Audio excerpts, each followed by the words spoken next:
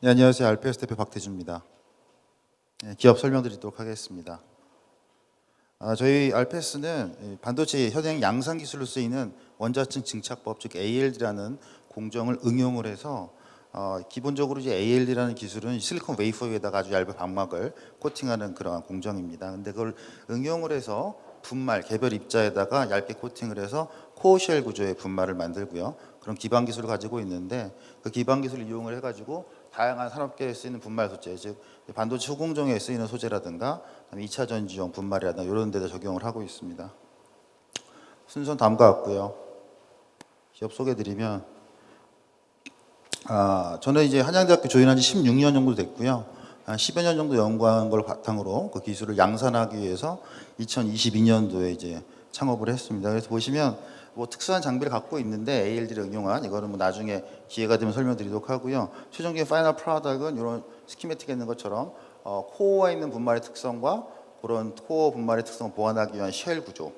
그래서 실제로 전자미가 사진 찍은 거 보면 100나노짜리 파티클 위에다가 아주 정교하게 균일한 방막을 코팅한 이런 기술을 보유하고 있습니다. 저는 원래 이제 ALD라는 반도체 공정 전문이고요. 실제로 반도체 소자를 그걸 이용해서 만들어서 사실은 뭐 지금도 삼성이나 하이닉스에서 훨씬 이름 있는 사람이긴 한데 이제 그런 코팅 기술을 분말에다가 적용하는 연구를 오랫동안 했습니다. 그래서 실제로 저희 회사는 이제 2022년에 창업이 되긴 했는데 한 1인 회사로 한 1년 반 정도, 그다음에 실제로 회사를 운영된 게 한 2년 반 정도 됐습니다.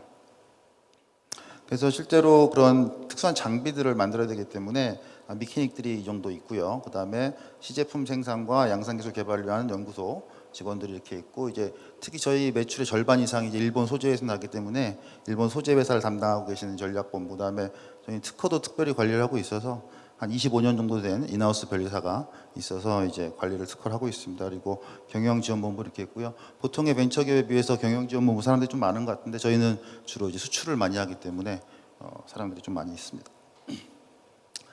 뭐 핵심 역량은 ALD를 한 25년 정도 연구를 해왔고요, 저는.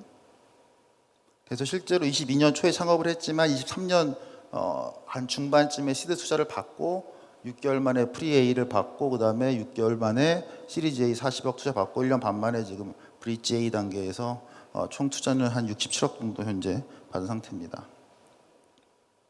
그래서 그동안 이제 제 그러니까 대학원에서 연구했던 내용들이고 22년에 창업을 한 이후에는 이제 완성차 업체인 H사로부터 2차 전지 양극재 양산 기술 개발 과제를 수주를 했고 그 이후로도 많은 대기업들과 현재 POC를 일본 기업 포함해서 한 20개 정도 업체에다가 시제품을 공급을 하고 있습니다. 현재 이제 학교가 본사로 되어 있긴 하고요. 대학원 실험실과 별도로 기업부설연구소가 있고 수원지사가 있는데 여기 파일럿 라인이 있고 실제 헤드쿼터 역할을 하고 있고요.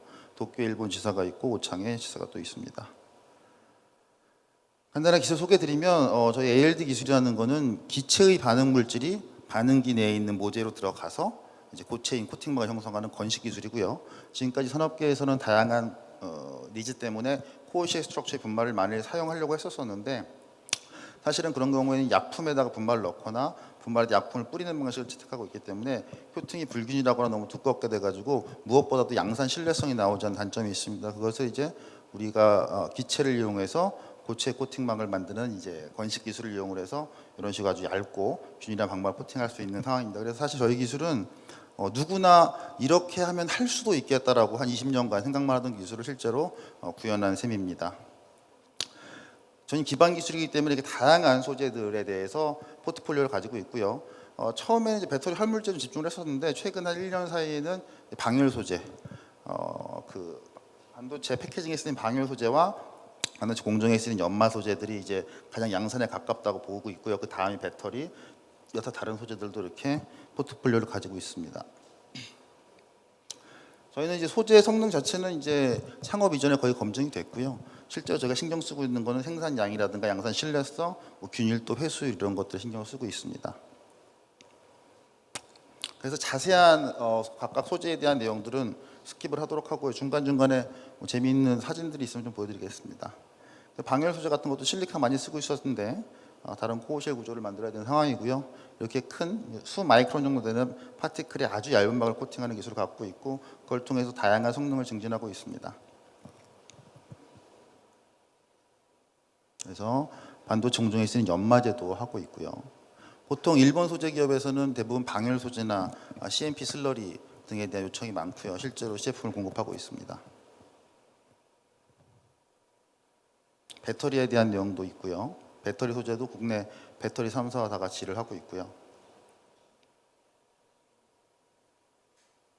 그래서 보시면 이게 일반적으로 많이 보이는 그 NCM이라고 불리는 배터리 양극재인데 여기에 이제 아주 얇은 말 코팅을 하고 전자미경을 통해서 모든 부위를 사진 찍어서 이제 방막 코팅되어 있는 방막의 유니포미티 98.2%라는 이미 등록 특허에 나와 있는 자료입니다. 자성 소재도 저희가 다루고 있고 디스플레이는 이제 퀀텀 닷이라고 불리는 디스플레이 소재. 뭐 파우더라 그러면 굉장히 싼 소재라고 생각하시는 분들이 많은데 그런 소재는 아주 극히 일부고요. 대부분의 경우 키로당 10만 원 이상이고 저희가 주목하고 있는 좀 비싼 소재 같은 경우는 키로당 수천만 원에서 억 단위까지 있는 소재들이 있습니다. 특히 QD 같은 소재들은 굉장히 비싸고요. 화장품 소재도 있고요. 현재 수원 지사에는 이제 파일럿 라인이 있는데 이 로봇팔이 사람이 있으면 이 정도 들어오는데 이제 리액터 6개라는 로봇팔 하나가 이제 공정을 돌리고 있는데 한 10평 정도 되는 공간에 반응기 6대 10평에서 1년간 배터리 양극재를 기준으로 들면 1년에 200톤 정도를 처리할 수 있는 양입니다. 그래서 1000평 정도 공간이면은 1년에 2만 톤 정도의 배터리 양극재를 처리할 수 있는 이런 시설을 갖추고 있습니다. 현재는 이런 파일럿 라인이 준비가 되어 있고요. 이제 기업설 연구소에는 각종 이런 소재들을 평가할 수 있는 이런 시설들을 저희가 갖추고 있습니다. 지적재산권 같은 경우는 저희가 이제 특히나 장비와 소재로 나누어서 각각의 다른 특허 범위를 선정을 해서 뭐 A급, B급, C급 나누어 가지고 출원만 할 것, 등록까지 할 것, 또 해외 출원 등록까지 할 것들을 다 해서 특허를 관리하고 있고요.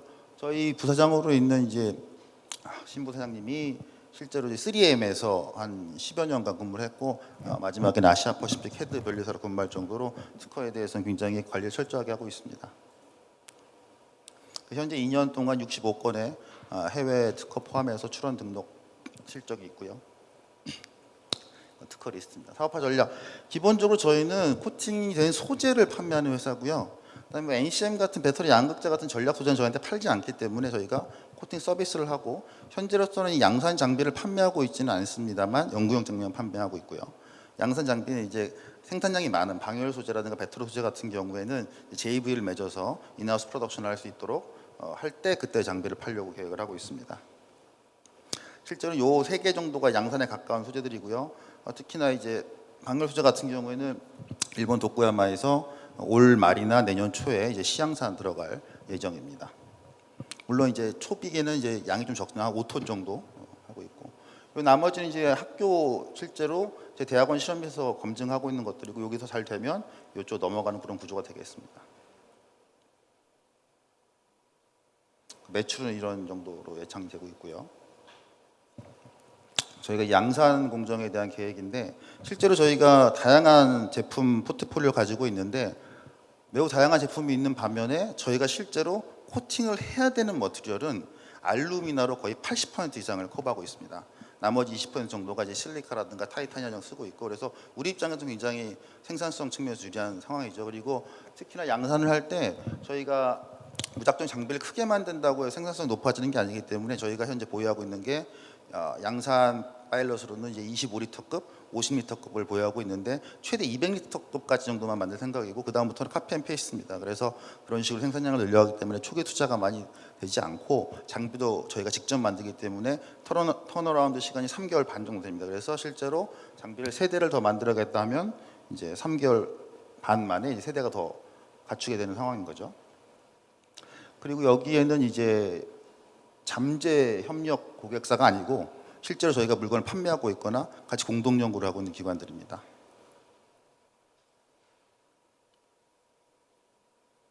그리고 저희가 일본 지사를 보유하고 있고요. 잘 안 넘어가네요. 중요한 건데 이제 이 기술 장벽이 높다 보니까 이 시장이 거의 확실하게 도래할 것이 확실함에도 불구하고 일본의 포지나노라는 회사랑 네덜란드의 포엘이라는 두 가지 회사가 있는데 얘네들은 이제 기본적으로 장비 회사고 유사한 기술을 갖고 있으나 소재 측면에서 저희가 더 우수한 특성을 갖고 생각하고 지금 포지나노 같은 경우는 4천억 정도 투자 받았고 국내에서만 1,000억 정도 투자 받았고 지금 나스닥 상장 직전에 있습니다. 호웰은 저희랑 비슷한 규모이긴 한데 유럽에 있다 보니까 투자는 훨씬 많이 받았고요. 저희 투자 현재 상황은 이렇습니다. 네, 준비하는 여기까지입니다. 감사합니다.